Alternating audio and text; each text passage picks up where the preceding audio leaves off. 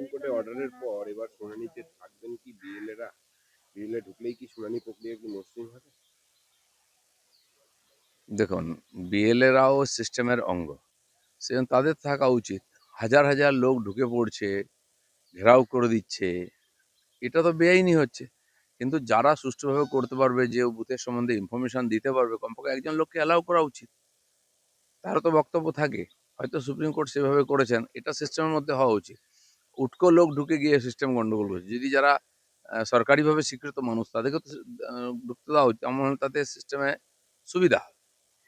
বলছি অভিষেক কাল হুঙ্কার দিলেন বারাসাত থেকে, বলছে আজ কোর্টে হারালাম, এবার এপ্রিলে ভোটে হারাবো শীর্ষ আদালতের রায়ের পর। যাদের সরকার আসার পর থেকে কোর্টে হেরে আসছে চিরদিন, তারা আবার কোর্টে হারার কথা কি বলছে? কেন ওই কথা না বলে কোর্টকে অস্বীকার করে, সংবিধানকে অস্বীকার করে, নির্বাচন কমিশনকে অস্বীকার করে যারা রাজনীতি করছে, সাধারণ মানুষ আর তার ভাববে উনি চিৎকার চেঁচামেচি করে। বিহারে তো অনেক চিৎকার চেঁচামেচি হয়েছিল, ৩-৪ জন যুব মেলে, 3 ইডিয়টস আমরা দেখলাম ওখানে কিরকম হলো। আর পরিণাম কি হলো? যেন অহংকার আর এইসব কথাবার্তা রাজনীতিতে বিভিন্ন চলে না। এসআইআর বিজেপির খেলা শেষ, সুপ্রিম কোর্টের রায়ের পর সভামঞ্চ থেকে মন্তব্য করছে। মানে ঠিক আছে, এইসব হাওয়া গরম করার জন্য, মিডিয়া গরম করার জন্য অনেক কিছুই বলে। এসআইআর বিজেপি করছে না। আমরা চাই এসআইআর ঠিকঠাক হোক, যেটা নির্বাচন কমিশন করছে তার সঙ্গে আমরা আছি। আর সেইটা করতে ওনারা দিচ্ছেন না। কেন এটার ভয়?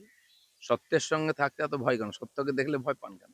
সত্যের সামনাসামনি করুন না। সারা দেশের সমস্ত পার্টি সহযোগিতা করছে, আপনার কেন করছে না? এসআইআর ইস্যুকে কেন্দ্র করে গত বেশ কয়েকদিন ধরে দেখা গেল গোটা রাজ্য জুড়ে জ্বলন্ত ছবি, কোথাও আগুন জ্বলছে, কোথাও বিডি অফিসের সামনে ঘেরাও, একাধিক ছবি। তৃণমূল কংগ্রেস, আপনাদের অভিযোগ তৃণমূল কংগ্রেস করছে, কিন্তু বিজেপি তাই পাল্টা কি সত্যি রাজ্যের মাটিতে রাজনীতির ময়দানে খেলতে পারছে? বিজেপি সিস্টেমের মধ্যে কাজ করছে। টিএমসির সব নেতা, এমএলএ নেমে গিয়ে গুন্ডাগর্দি করছে, মারপিট করছে, আমাদের নেতাদের মারতে মারতে তাড়িয়ে দিচ্ছে, পুলিশ দাঁড়িয়ে দেখছে। তো এখানে না রাজনীতিক কোনো পরিবেশ আছে, না গণতান্ত্রিক পরিবেশ আছে। পঞ্চায়েত ইলেকশন, মিউনিসিপ্যালিটি ইলেকশন হলে নমিনেশন থেকে নির্বাচন, পোলিং পর্যন্ত ঠিক একই দৃশ্য দেখি আমরা। এবারে এসআইআরই করতে দেওয়া হচ্ছে না। ভারতবর্ষে এসআইআর প্রথমবার হচ্ছে না, এর আগে 11বার হয়ে গেছে, কখনো এই পরিস্থিতি আসেনি।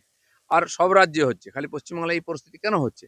তার মানে টিএমসি কোনো সিস্টেম না মেনে জোর করে জিততে চাইছে, তখন এই সমস্যা তৈরি হচ্ছে।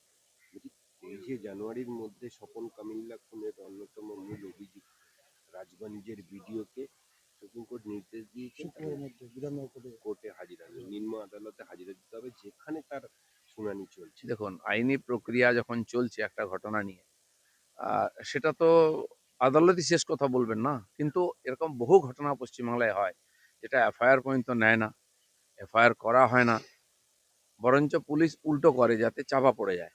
তো আদালত কমপক্ষে এটা যে সিরিয়াসলি বিষয়টা নিয়েছেন, মানুষের তো আর আদালত ছাড়া কারোর উপর ভরসা নেই। তো আদালতের উপরে ভরসা রাখতে হবে।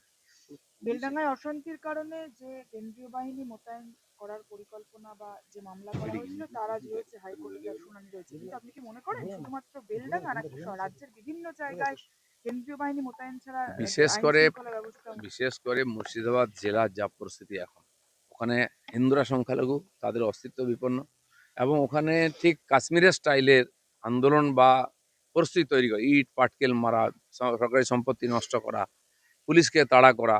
দেখুন কাশ্মীরের পরিস্থিতি, ঠিক বাংলাদেশের পরিস্থিতি।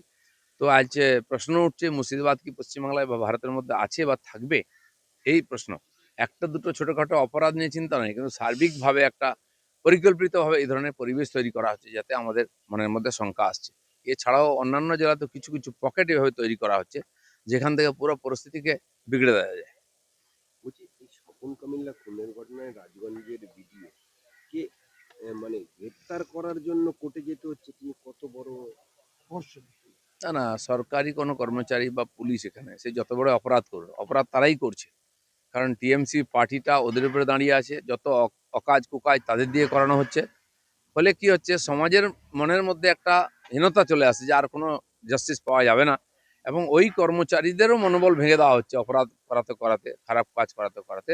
তারা নিজের ডিউটি করতে পারছেন না এদের তাবেদারি করতে করতে। সার্বিকভাবে পশ্চিমবাংলা আইন শৃঙ্খলার সমস্যা এবং প্রশাসনিক যে ব্যবস্থা পুরো ভেঙে পড়ছে। এটা ভবিষ্যতের জন্য খুব বড় একটা চিন্তার বিষয় আছে।